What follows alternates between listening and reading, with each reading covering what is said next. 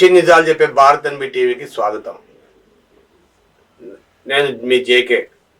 మిత్రులారా, ఒక విషయం గుర్తుపెట్టుకోండి.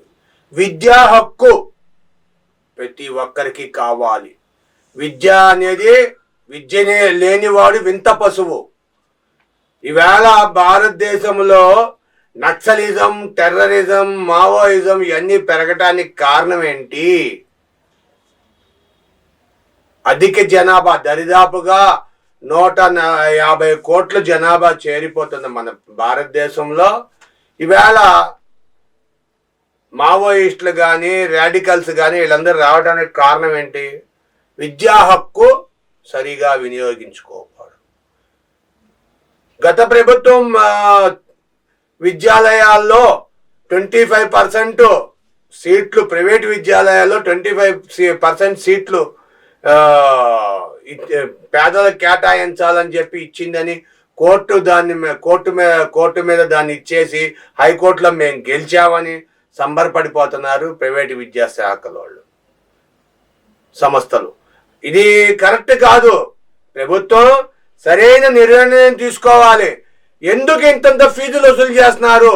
కేవలం 10వ తరగతి కాదు, 5వ తరగతి కాదు, 1వ తరగతికి కూడా 30,000 నుండి 50,000, 60,000, 75,000 దాకా నువ్వు ఫీజు సంవత్సరానికి వసూలు చేస్తున్నావంటే నువ్వు ఏంటి చెప్పేది? ఒకప్పుడు బతకలేక బడి పంతులు అనేవారు. ఇవాళ బడి పంతులే అడ్డం పెట్టుకొని ప్రైవేటు కార్పొరేట్లు దోచుకుంటున్నాయి. నమ్మండి మీరు, నిజం ఇది. చిన్న చిన్న స్కూళ్ళు కూడా ఇది ఒక పెద్ద వ్యాపారం అయిపోయింది. వైద్యం తర్వాత విద్య, విద్య తర్వాత భోజనం అన్నారు కానీ భోజనం పడిపోయింది. ఈవేళ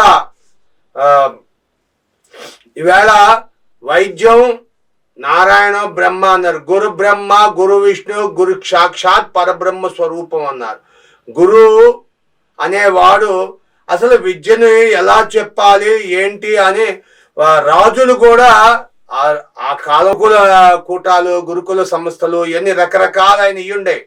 వాటిల్లో ఋషులు, మహానుభావులు, పెద్ద పెద్ద రాజులు కూడా వాళ్ళ బిడ్డల్ని అక్కడ పంపిస్తారు. పంపించి ట్రైనింగ్ ఇచ్చి, అందులో ఒకటి కాదు, యుద్ధం, భాషలు, సంస్కృతి, న్యాయం, గణితం, అన్ని రకాలుగా అసలు మనిషి బతకాలంటే ఎలా బతకాలి? ఆ రోజుల్లో ఈ MBAలు, MAలు, ITలు, IASలు లేవు. ద్వాపర యుగం, కృష్ణయుగం, అదేంటి త్రేతాయుగం, ఆ యుగాల్లో లేవు. కానీ రాజుల కాలంలో బ్రిటిష్ వాళ్ళు పాలించినప్పుడు కూడా ఏం లేవు. అయినా వాళ్ళు మనకంతా మేధావితనంగా బతికారు. సైన్స్కి ఆపోజిట్గా సైన్సే ఆ రోజున సైన్స్ని, ఆ రోజున వాళ్ళ ఆలోచనని ఈవేళ సైన్స్ అంటున్నారు. Science means nothing but sense. మన సెన్స్ ఆర్గాన్ని, మన తెలివితేటల్ని సైన్స్గా మార్చారు. ఆ సైన్స్ని ఈవేళ వాడండి, వాడితే బాగుంటుంది. వాడకపోయారా సమాజానికి వారంటీ వస్తుంది.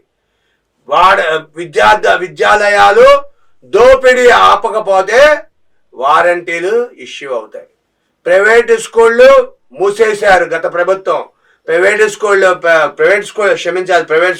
గవర్నమెంట్ స్కూళ్ళను మూసేసి ఎక్కడికక్కడ తగ్గించేసి ప్రైవేట్ స్కూళ్ళకు అనుమతులు పెంచి జీతాలు పెంచుకోండి ఇష్టం వచ్చినట్టు అని అవకాశాలు ఇవ్వడం వల్ల ప్రైవేట్ స్కూళ్ళు ఇష్టానుసాధ్యంగా నడిపిస్తున్నాయి.